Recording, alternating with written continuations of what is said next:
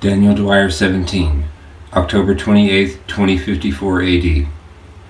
Despite Hannah's best efforts to keep herself entertained and have at least some limited interaction with Daniel, life in Dr. Foster's house was mundane, routine, and clinical, and had been for years. She was very strong-willed and stuck by her decision to stay with Daniel and the doctor, and refused to acknowledge the feelings of regret she most assuredly was experiencing at some level, feelings that she would never let surface. She was biding her time, awaiting the day that she would take him away, waiting for the right moment, for a time when he would need protecting, when it wouldn't be considered abduction so much as rescue, and the kindly doctor would not begrudge her for disappearing with him. They had become friends, and they trusted one another. She wasn't about to betray his trust and run away with Daniel so long as he was safe, but she was prepared with a backup plan. She was never without one. She was Hannah Dunn after all. She loved the spirit, but there was no loving Daniel Dwyer, perhaps because he was a man and did not return her love in the way that she'd always fantasized the spirit would. Maybe because he never looked her in the eye or acknowledged her apart from when she administered instructions to him, and even then only displayed acknowledgement by way of performing the requested act, never by interacting willfully with her.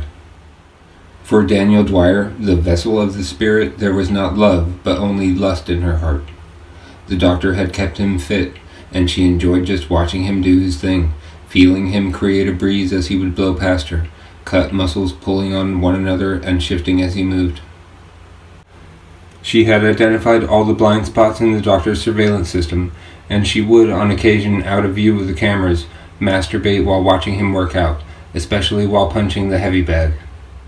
She imagined doing what she wanted to do, what she hoped she would one day get to try to do. If only the cameras weren't watching his every move, she would have tried it by now, and someday she was tempted regardless. But she feared the wrath of the doctor and what he would think of her if he reviewed his camera footage and saw them having sex. It would essentially be rape after all. They would play simple turn-by-turn games, but he never displayed any sign of cognitive decision-making, and could only play games that required no thought and were derived from pure luck, games with specific instructions which involved no thinking on the part of the player. Hannah and the doctor would play chess from time to time, but there was no such socialization with Daniel, the man she'd come here for. Anyone else might have fallen into depression, made to stay in such a love of no apparent requite, but she loved him when he slept, and she cried every time that he left his body. Her love for the spirit prevailed over all, and when she would watch him sleep, she would be reminded of why she was here and why she was doing what she was doing, and her resolve would be renewed. The spirit had to be kept safe at all costs. He had to keep saving the world one person at a time, and it was her destiny to help him along the way. History records Hannah Dunn's death to have been the result of natural causes. This is because in the future, Daniel decides what is and isn't history, what is and isn't true. The truth was, he killed her. President Bradley Thomas was in town, visiting Las Vegas, and being ever the self-righteous, incessant windbag he was, he wanted to give a speech and address the people. So his speechwriters came up with some garbage for him to draw flies around, some uplifting pandering to paint himself in a better light amid the economic crisis that was unfolding, and the recent revelation that he stood to make an incredible amount of money as a result of private investments pending the success of his power crisis solution, grinding progress to a halt in Congress. He looked over the speech on the limo ride to the auditorium and mouthed some of the words as he read through it. It was relatively short and left a lot of room for embellishment. He wouldn't end up delivering very much of it. For in just a few short hours he would be dead, murdered right in the middle of giving his speech in front of thousands, and the world would get more than a 2-second video clip of the spirit to obsess over this time. This time they would see every moment, and watch the spirit kill the leader of the free world right in front of his supporters, showering those nearest to him in his blood, and the world would meet the undeniable Mr. 8. More than 500 recording devices would capture the incident from nearly every conceivable angle, and the internet would be inundated with video footage of the assassination before the end of the evening. There would be no more skepticism about the existence of the spirit. Instead, a manhunt would ensue. A manhunt for a ghost. President Thomas waited to be introduced and then walked up onto the podium, waving at the screaming fans like he was a rock star. It felt just like it did when he was campaigning. The ideals he stood for were beyond reproach, and most of his brainwashed followers refused to dethrone him from the pedestal on which they had placed him, even after his lies had been exposed. They still believed in the ideals he claimed to stand for, therefore they still believed in him, fully prepared to forgive him any misgiving at all. The problem was that he was actually standing elsewhere, and the ideals he spoke of were nowhere in sight of where he stood. In truth, he was not the answer to everyone's problems wrapped up in a 4-year term. As it turned out, he was just trying to get rich. His policies were failing. The only among them to thrive was the free healthcare system, at least in the beginning. But even this was less the result of policy and more the result of willingness on the part of the healthcare community to serve those who need care and who put in the hard work to make the impossibly complex policies bend to suit their needs, resorting to creative accounting techniques in large part to get government approval for the dispense of treatment. This, too, was doomed for collapse, not because of the failure of policy or the execution thereof, but because of greed. The government-run system so many relied on for their medical needs, only 2 years old, was already shrinking, its promised assets being funneled elsewhere, and was quickly developing a reputation for inadequacy, being pushed out of regions more and more by private practices who catered to those who could afford to skip the lines and see a real doctor. As more and more government medical offices were pushed into low-income areas, their funding was cut hand in hand, as private facilities in rich areas that also got a proportional tax break for operating as a treatment center thrived. The key difference was that the private facilities had 2 sources of income, the government and the public, while the government facilities were underfunded and understaffed due to an ever-diminishing budget, and there was an ever-growing backlog of demand from the population. If so much of the public did not take advantage of the healthcare system, it might have flourished. So many people manipulated the system by one means or another, many of them drug seekers, those contemptible few who every single day go to one emergency room or another complaining of severe pain and state that they are allergic to all of the non-narcotic pain management options, and cry and wail until they get what they want, walk out, and let the government pay the bill, just to do it again the next day when their high wears off. Maybe if so many people didn't create problems for themselves, socialism would actually work. But it doesn't work if they want money to kill themselves and then they want money to save their own lives. It only works when the people care enough about their system not to abuse it, if everyone contributes to the best of their ability and doesn't simply live free. So long as they don't live free, the people can live as equals. Nathaniel had arrived early, and he watched as the fated, glorified politician ascended the steps to the stage. There was something broken deep down within Nathaniel, something that had never been right, and it again became evident as he smiled angrily. It takes a wicked soul to manifest an enraged smile, and to show it so subtly, and hide it so well. He knew what the young president was going to talk about.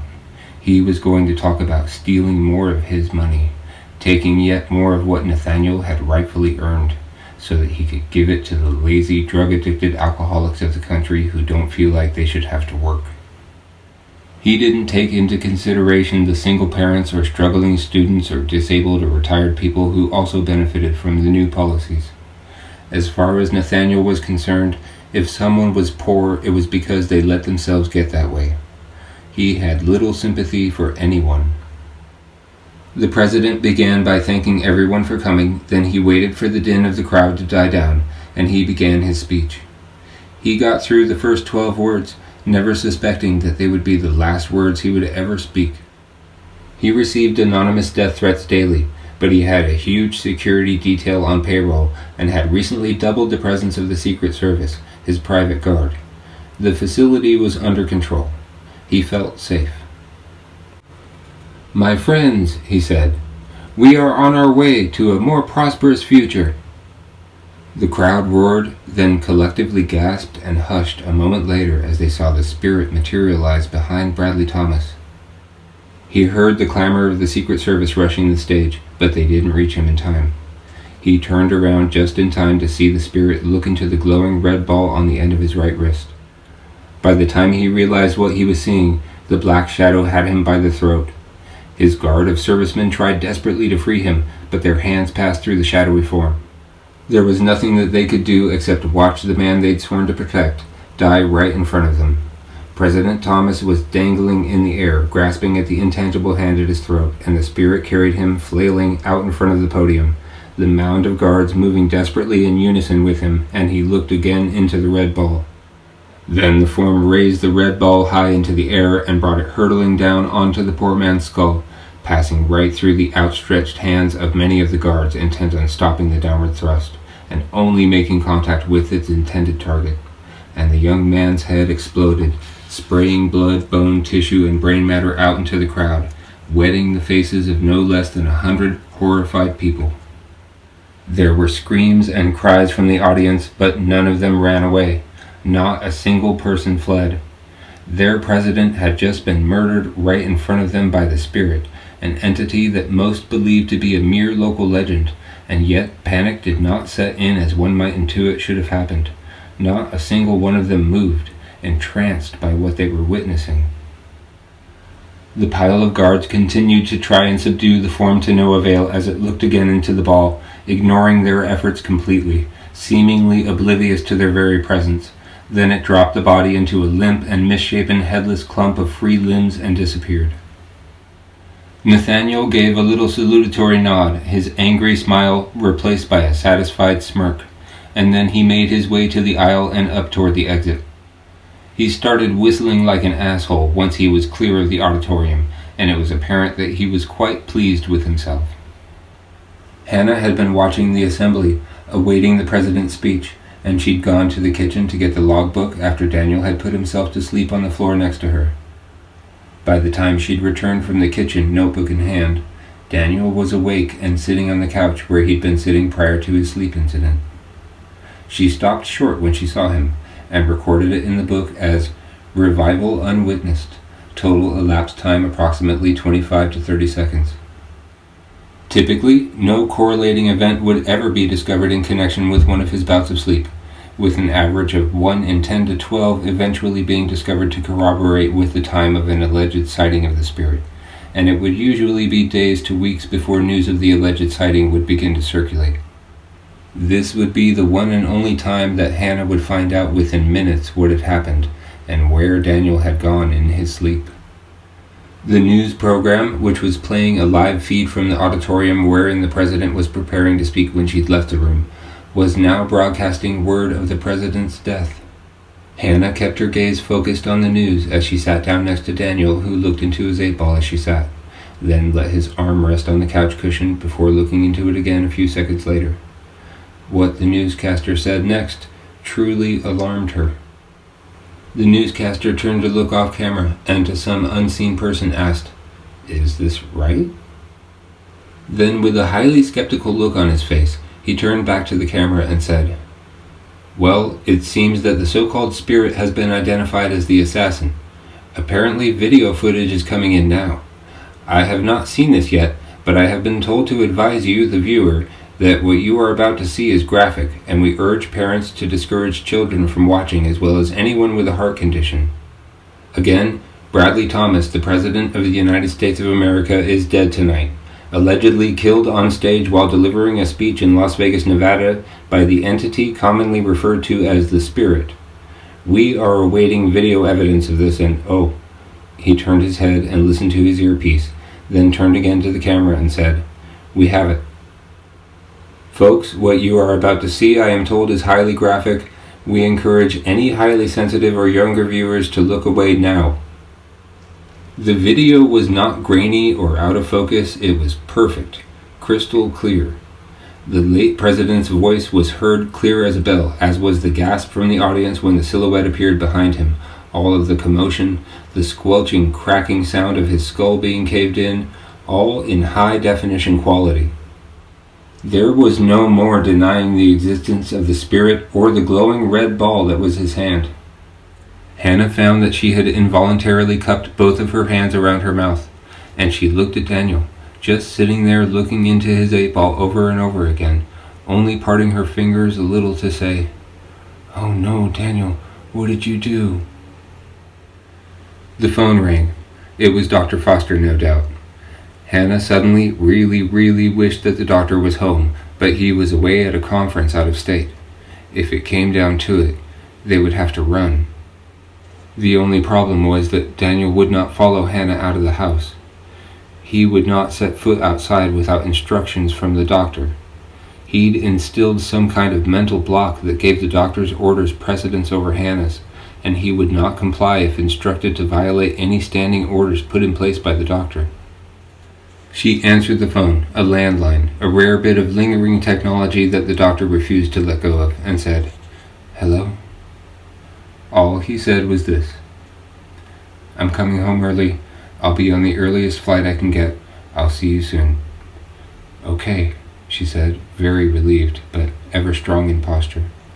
"Okay, bye," he said. "Bye," she said, and she hung up the phone. Everything that they needed to say to each other was embedded, hidden between the lines of that very brief interaction. They were both smart enough to be mindful of what they said.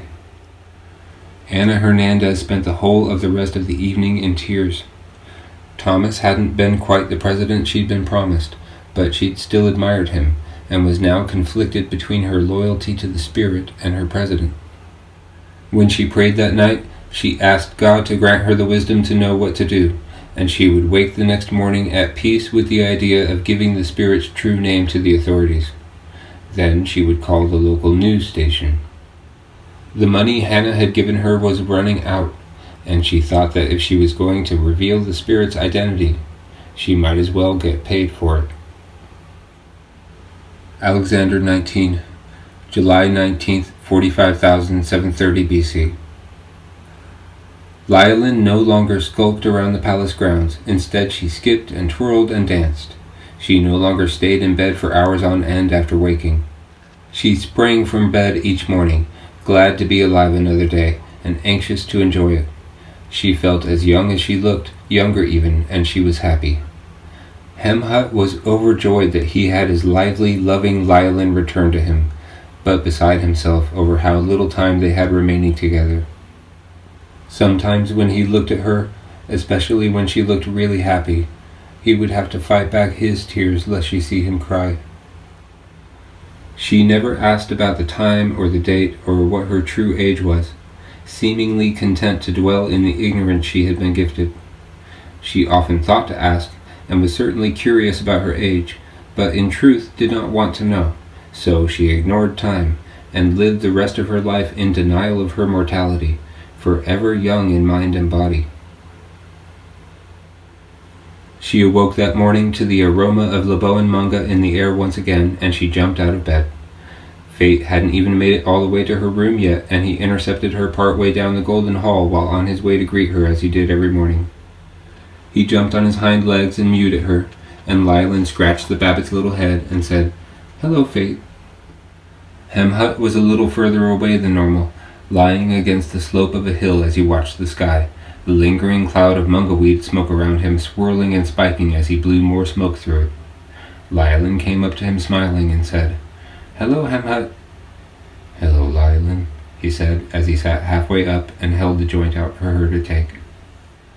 He placed the flower wreath he'd made for her in the night atop her head as she drew in a puff of smoke and then another. That day, her wreath was green and bright red, two of her very favorite colors. "I love you, Hemhut," she said out of the blue, looking at him with a knowing smile. "I love you, my love," he said. "Are you hungry?"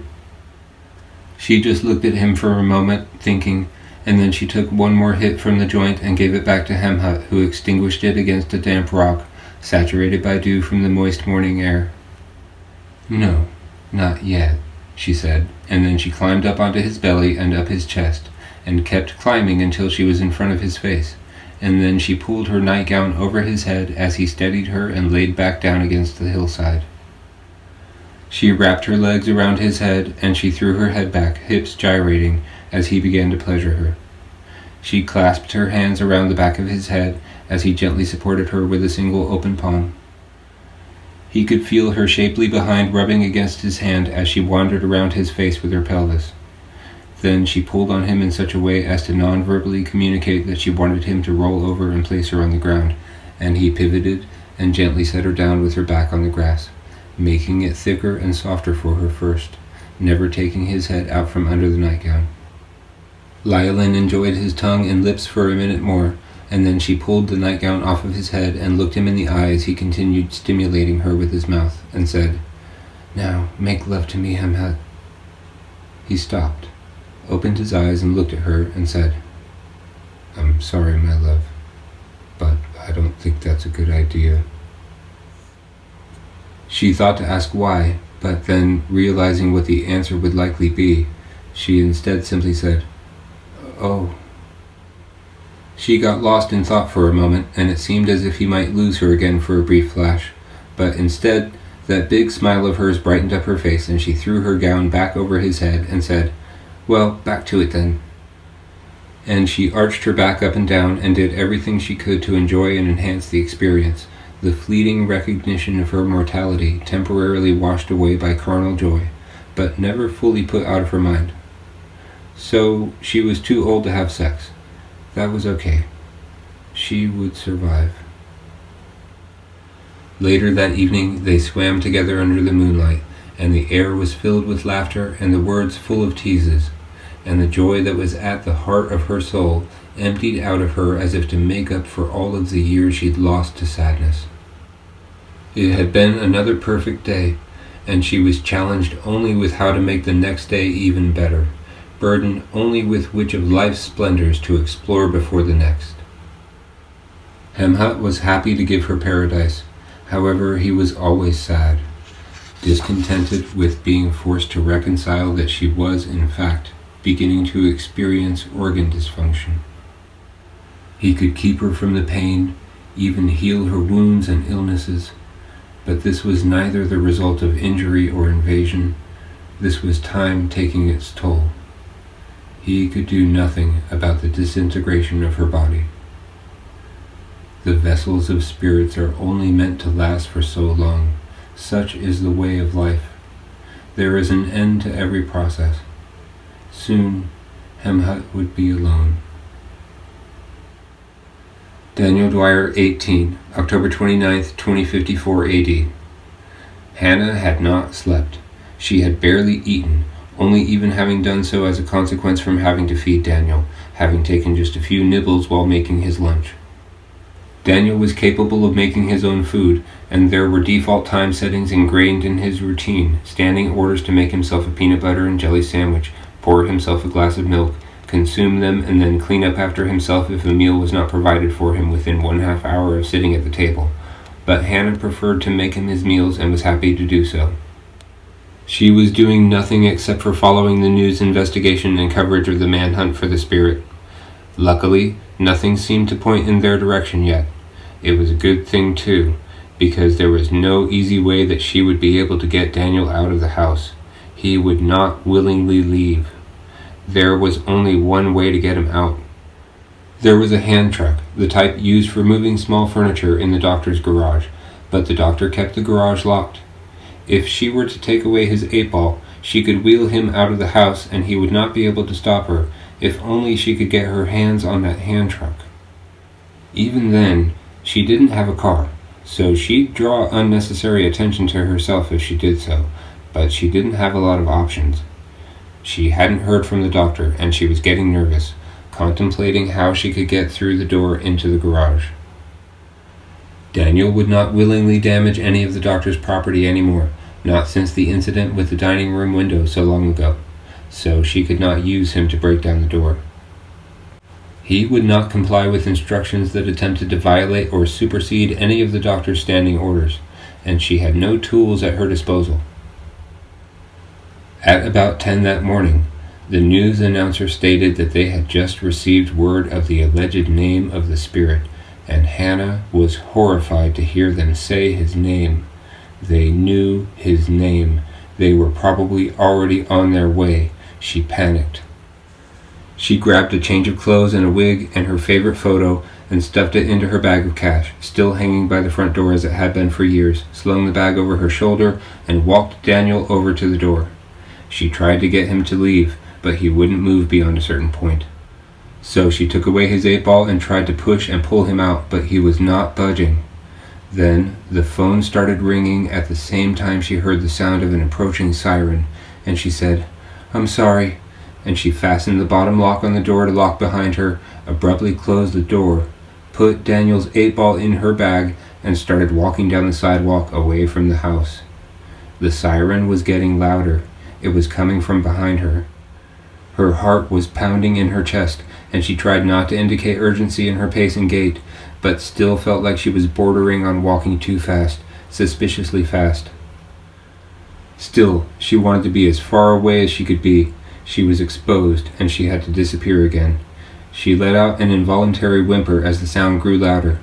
She wanted to turn around, to look behind her and watch, but she just kept looking straight and walking forward.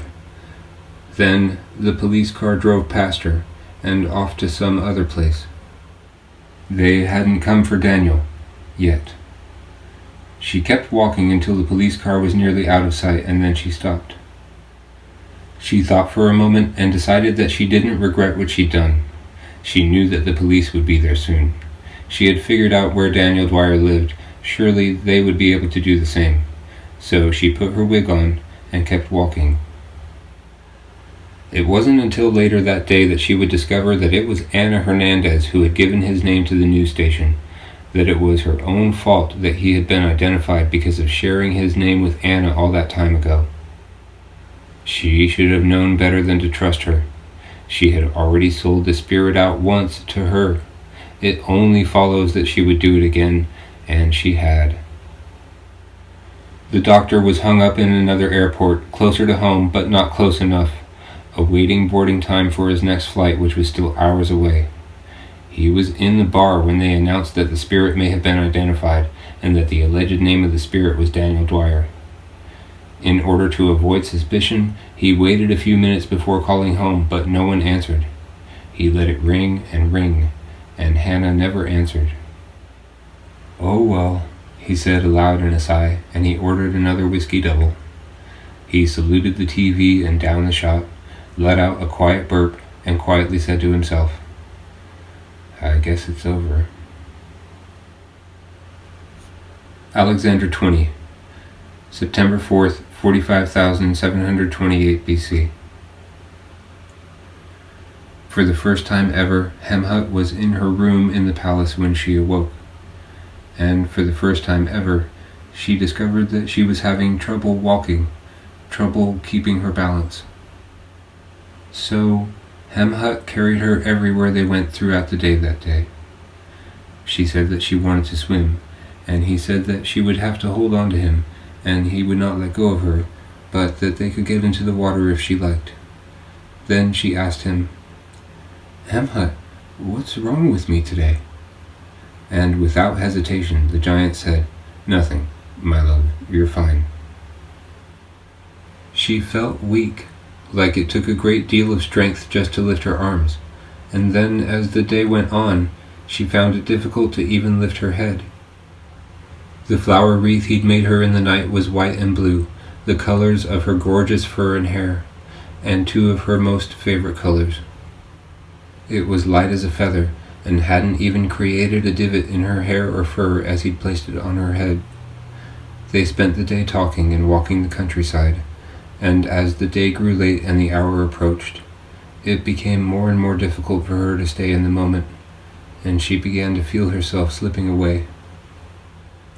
He held her like a bride in the cradle of his arms and looked down at her as her mental faculties began to collapse with the setting sun. He was trying to keep her talking and engaged with her as her gaze began to lose focus. Her body was still rigid. She was not gone yet. She'd been talking but trailed off. She'd said, "I remember how cold it was when... He gently shook her and said, "Keep talking." His eyes were beginning to become hazy and watery, and though he didn't want to worry her, he could not help but to cry when the tears came. Lylin focused on him for a brief lucid moment and said, "Hemhut, you're crying. Why are you crying?" "It doesn't matter. It's okay. Everything is okay," he said, his tears lightly dabbing her gown. She wanted to touch his cheek, but she couldn't lift her arm. Then she started to drift off yet again, and Hemhut again very gently shook her and said, "It's all right, my love. Keep talking." "Oh," she said, eyes still adrift in the nothingness. "What's happening, Hemhut?" "Nothing, my love," the giant said. "Nothing is happening. Everything is okay, Lylin." He shook her yet again and again said, "Keep talking." He was crying hard, and he could no longer hide his anguish, and the pain of heartbreak washed across his expression as he controlled the urge to cry out, and he looked the saddest anyone had ever looked, for he knew that he was about to hear her last words. He said, "I love you, Lylin," so that they would be the last words she would ever hear from him, and he held her closer. She couldn't look at him, couldn't see him anymore. Her vision was funneling down to a single point, and she never saw the transformation of his expression from a poorly faked attempt to convey contentedness to that of complete and utter despair. But she managed to say one last thing. "Hemhut, I feel strange. I think...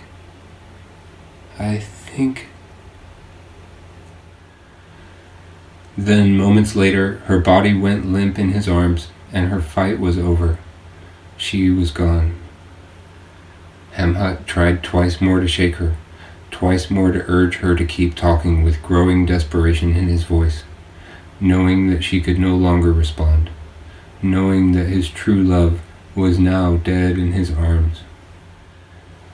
Then he broke down and he began to cry like he'd a million hearts within him that were all breaking at once, and he blubbered and repeatedly said her name and gently shook her.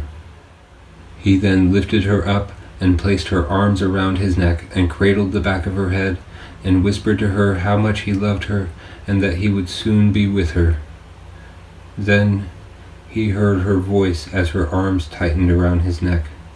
She said, "What's wrong, Hemhut? Everything is okay." She pulled back and watched him dry the last tears he would ever cry, and said, "Why were you crying, my love?" He took a deep breath and smiled at her and said, "It's not important, Lylin. Everything is all right now."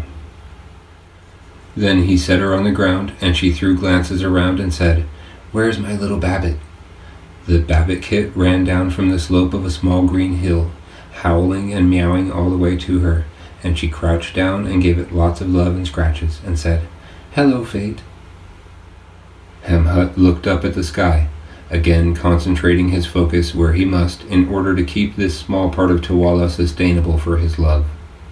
His tears were dry, and once he had the sky in order a few moments later, he looked down at Lylin, who looked younger than she had in decades, and said, "Would you like to swim now?" "Yes," she said. "Can you put on some music, something nice?" She danced and twirled in rhythm to the music as she disrobed and made for the water, then made a come-hither gesture with her hand. The giant followed her in, and they embraced and shared a deep kiss. "I love you, Lylin," he said, as they danced in the water, rhythmically swimming and swaying to the beat of the music that Hemhut had conjured. "I love you, Hemhut." She looked at him, and he stared deeply into her eyes. All the vitality of her youth, all the feeling of her life was there. It was false, but it was there. He didn't have to lose her with the powers in his possession, so he wouldn't. He did not want to be alone, so he would not be alone. He didn't have to let her go, so he held on to her. But, however vehemently he should deny it, Hemhut was, in truth, alone once more.